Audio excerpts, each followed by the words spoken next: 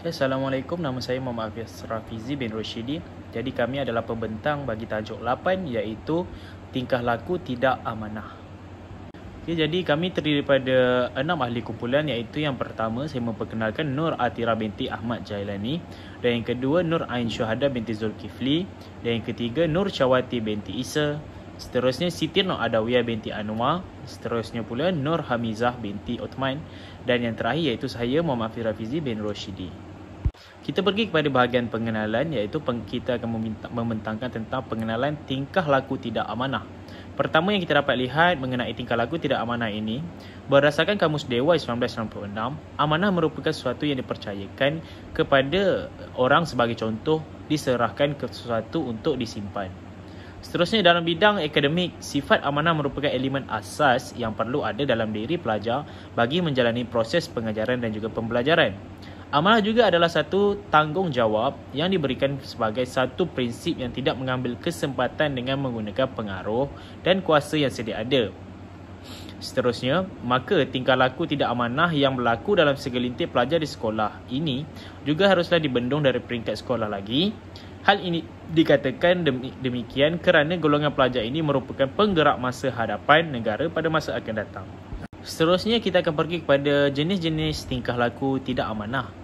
Sekiranya dilihat pada bahagian ini, kita dapat melihat bahawa jenis-jenis tingkah laku tidak amanah ini boleh dipacarkan kepada beberapa bahagian. Antaranya adalah ponteng sekolah, dan yang kedua ponteng kelas, dan yang ketiga meniru dalam peperiksaan. Okey, pada bahagian ini ponteng sekolah, ponteng kelas, meniru dalam peperiksaan merupakan antara jenis-jenis tingkah laku tidak amanah yang sering berlaku dalam kalangan pelajar di sekolah pada hari ini. Okey, seterusnya sambungan daripada slide ataupun sambungan daripada slide sebelum ini, jenis-jenis tingkah laku tidak amanah. Kita dapat lihat di sini adalah meniru tanda tangan penjaga, yang kelima bercakap bohong, dan yang keenam mengubah markah. Okey, meniru tanda tangan penjaga ini, salah laku ini berlaku apabila pelajar memalsukan tanda tangan ibu bapa mereka lah atau penjaga tanpa pengetahuan dan kebenaran penjaga. Hal ini dapat kita lihat melalui sebagai contohnya adalah tanda tangan mengenai kerja sekolah mereka ataupun keputusan peperiksaan mereka. Dan seterusnya bercakap bohong banyak boleh dipecahkan pada beberapa bahagian, tapi perkara ini juga berlaku dalam kalangan pelajar. Dan seterusnya adalah mengubah markah. Mengubah markah juga merupakan jenis-jenis tingkah laku tidak amanah yang sering terjadi dalam kalangan pelajar di sekolah. Seterusnya kita pergi kepada faktor-faktor salah laku tidak amanah. Yang pertama kita telah kelaskanlah faktor-faktor salah laku tidak amanah ini kepada beberapa bahagian penting. Yang pertama kita dapat lihat individu itu sendiri dan juga pelajar itu sendiri. Okey, melalui individu ini, masalah lemahnya iman dan daya ketahanan diri dalam kalangan pelajar menyebabkan mereka bertindak untuk salah laku tidak amanah. Dan seterusnya bertindak mengikut emosi dan juga perasaan tanpa mengira batasan. Mereka ini tidak berfikir bahawa melalui tindakan emosi mereka yang melulu juga akan menyebabkan salah laku tidak amanah ini terjadi. Seterusnya, kelemahan dari segi perkembangan mental juga boleh membawa kepada pelanggaran peraturan di sekolah. Seterusnya kita pergi kepada faktor salah laku tidak amanah yang berikutnya adalah ibu bapa itu sendiri, iaitu ibu bapa para pelajar lah. Okey, kawalan ibu bapa dan ketidakfahaman mereka terhadap anak mereka itu sendiri telah menyebabkan mereka melakukan salah laku tidak amanah. Mereka juga, ibu bapa ini juga tidak mempunyai masa dengan anak-anak sehingga mereka tidak dapat memantau perkembangan sifat diri anak-anak mereka yang membawa kepada salah laku tidak amanah. Seterusnya, ibu bapa ini juga mengabaikan didikan agama dan keluarga yang berpecah belah. Okey, didikan agama daripada ibu bapa juga merupakan perkara yang penting kerana melalui didikan agama, sifat dan diri anak-anak mereka ini mampu dibendung dan mampu menjauhi sifat salah laku tidak amanah. Seterusnya, faktor salah laku tidak amanah ini juga boleh terjadi daripada guru, iaitu cara penjagaan guru yang kurang menarik di dalam kelas. Dan seterusnya, guru yang kurang berpengalaman dan kurang tegas dari aspek masalah disiplin. Para pelajar pada hari ini memerlukan seorang guru yang bijak dalam membimbing mereka dan juga tegas terhadap diri mereka. Perkara ini perlu ada bagi seorang guru kerana para pelajar mungkin dapat mengelakkan diri mereka daripada melakukan salah laku tidak amanah ekoran daripada rasa hormat mereka kepada guru-guru mereka. Seterusnya, kita dapat lihat di sini adalah rakan sebaya. Rakan sebaya juga merupakan salah laku tidak amanah kerana rakan sebaya ini merupakan tempat mencurahkan masalah dan pengganti kepada ibu bapa. Okey, seterusnya melalui rakan sebaya juga mereka lebih berani bertindak dalam kumpulan. Okey, rakan sebaya ini juga maksudnya di sini rakan sebaya ini juga mampu mempengaruhi para pelajar lain untuk melakukan salah laku tidak amanah kerana mereka berfikir bahawa melalui rakan sebaya ataupun secara berkumpulan mereka lebih berani untuk melakukan salah laku tidak amanah. Okey, seterusnya faktor akhir yang membawa kepada faktor salah laku tidak amanah adalah media sosial. Penyalahgunaan media sosial yang ada seperti TikTok, Instagram dan juga Facebook. Melalui media-media sosial ataupun platform internet ini kita dapat lihat bahawa kanak-kanak sekiranya tidak dibimbing, mereka akan mudah untuk terpengaruh melalui konten-konten ataupun konten-konten video yang menyebabkan mereka untuk melakukan salah laku tidak amanah. Seterusnya, pelajar adalah golongan yang mudah terdedah dan mendorong mereka untuk cuba mempraktikkan diri. Ini merupakan sambungan daripada poin kita pada bahagian media sosial ini. Para pelajar ini tidak tahu untuk cara ataupun tidak pandai untuk menguruskan diri mereka, dan mereka juga masih lagi terlalu mentah untuk membezakan perkara yang benar dan juga perkara yang salah. Okey, kita pergi kepada huraian kesan tingkah laku tidak amanah, iaitu kesan kepada pelajar. Perkembangan emosi sosial mereka menjadi tidak stabil dan jika ia tidak dicegah, ia akan menjadi lebih teruk. Para pelajar yang terlibat dalam tingkah laku ini akan lebih mudah untuk terjerumus dalam tingkah laku yang lebih bermasalah dan lebih teruk. Salah laku tidak amanah berlaku kerana mereka tidak berminat dengan pelajaran di sekolah. Mereka juga lebih gemar untuk berlepak bersama rakan-rakan untuk menghabiskan masa. Pelajar terbabit juga jarang untuk berinteraksi dan berkomunikasi dengan orang lain. Mereka menganggap bahawa orang lain tidak akan memahami segala masalah dan tidak akan berhasil dalam menyelesaikan masalah yang dihadapinya. Kesan yang berikutnya kita dapat lihat kesan kepada institusi keluarga. Ahli keluarga akan menanggung malu kerana masyarakat akan memandang rendah terhadap ahli keluarga kerana kononnya tidak pandai untuk menjaga maruah keluarga mereka sendiri. Okey, seterusnya ahli keluarga juga akan mengalami tekanan perasaan daripada tuduhan dan juga hinaan yang dilemparkan oleh masyarakat secara membabi buta.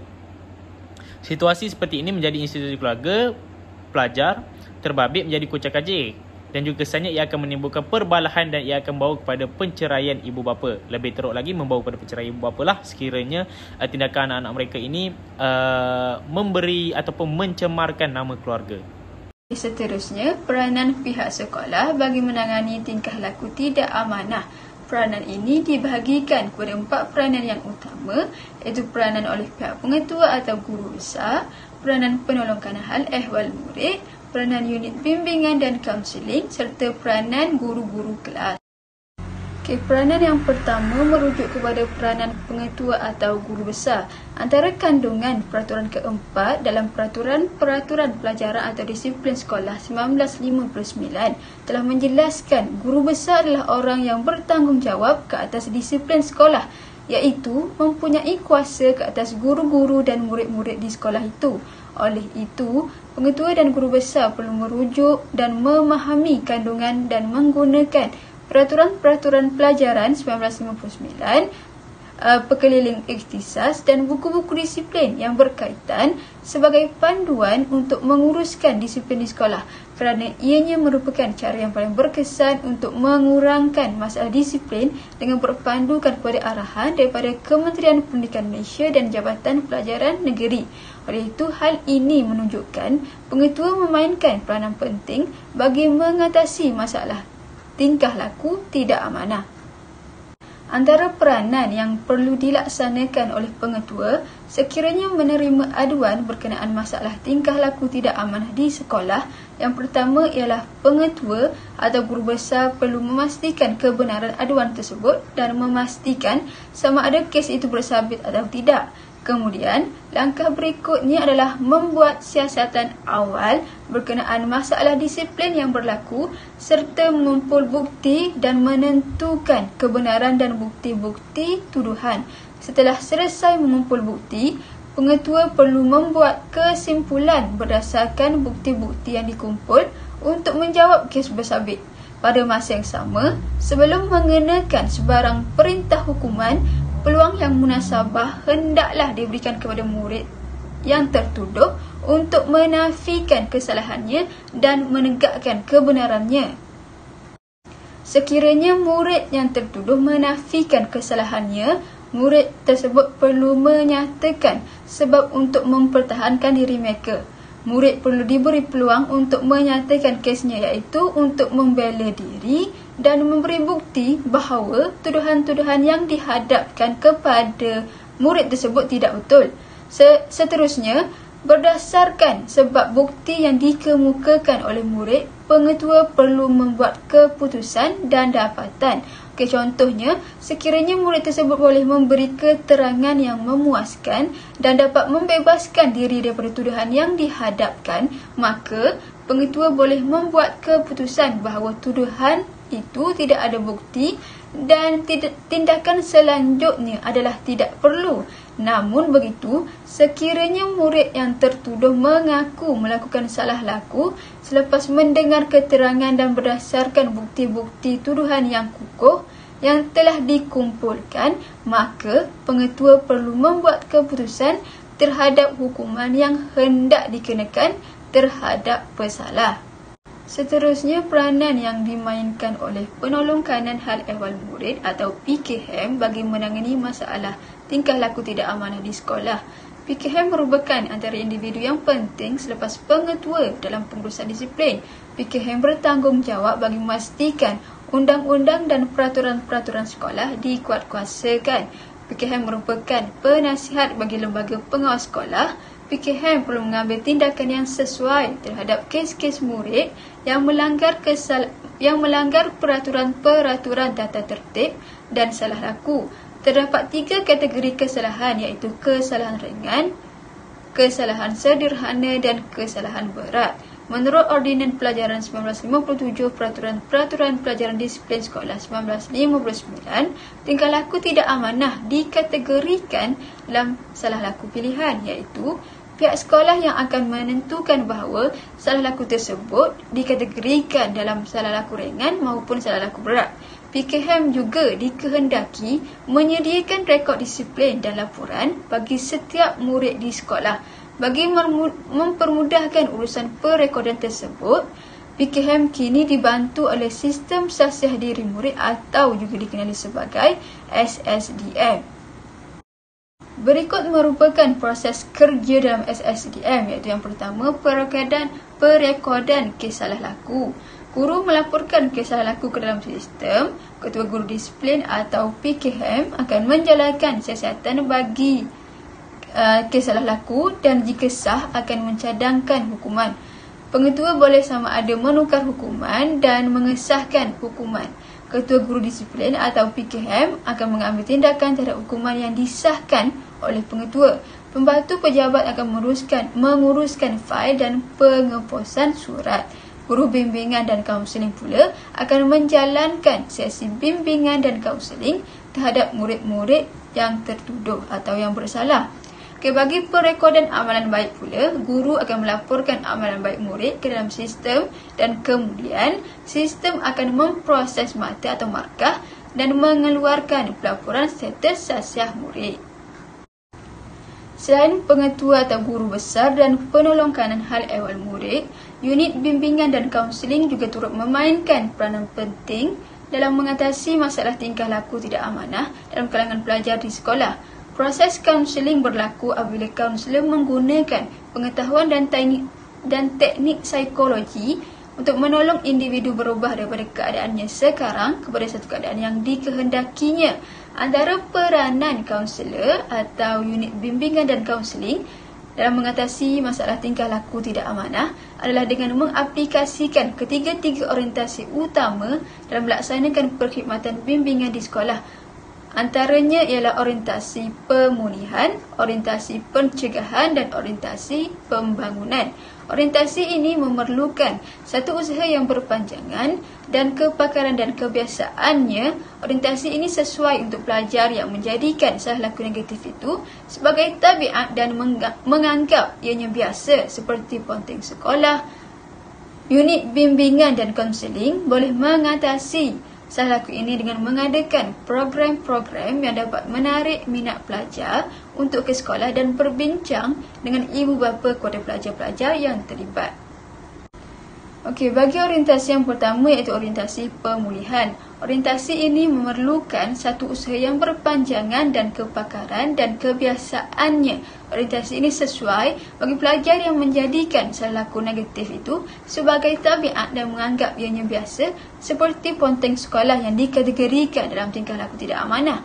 Unit bimbingan dan kaunseling boleh mengatasi salah laku ini dengan mengadakan program-program yang dapat menarik minat pelajar untuk ke sekolah dan berbincang dengan ibu bapa kepada pelajar yang terlibat.